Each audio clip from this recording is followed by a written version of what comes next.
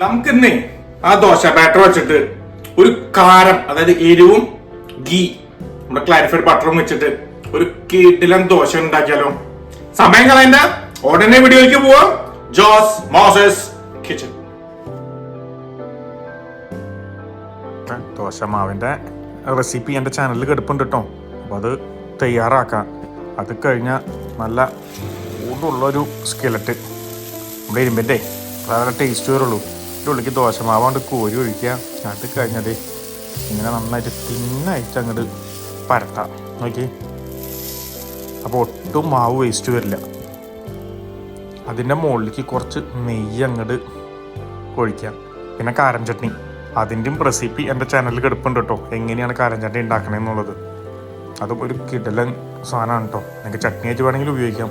അത് കഴിഞ്ഞാൽ ചട്നി അതിൻ്റെ മുകളിലേക്ക് ഇട്ടിട്ട് അതങ്ങോട്ട് മൊത്തം അങ്ങോട്ട് സ്പ്രെഡ് ചെയ്യാം. അപ്പോൾ സ്പ്രെഡ് ചെയ്യാൻ കുറച്ചുകൂടി അങ്ങോട്ട് നെയ്യ് ഒഴിച്ചോ. നെയ്യ് ഇഷ്ടമില്ലാത്തൊരു സാധനം ഓയിൽ ഒഴിച്ചാലും മതി കേട്ടോ. അതും ഒന്ന് അങ്ങോട്ട് പരത്തി കൊടുക്കാം.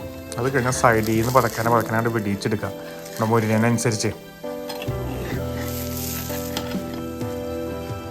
മുരിഞ്ഞ് നിറഞ്ഞു കഴിഞ്ഞാൽ അത് അങ്ങോട്ട് മടക്കിയിട്ടേക്കാം.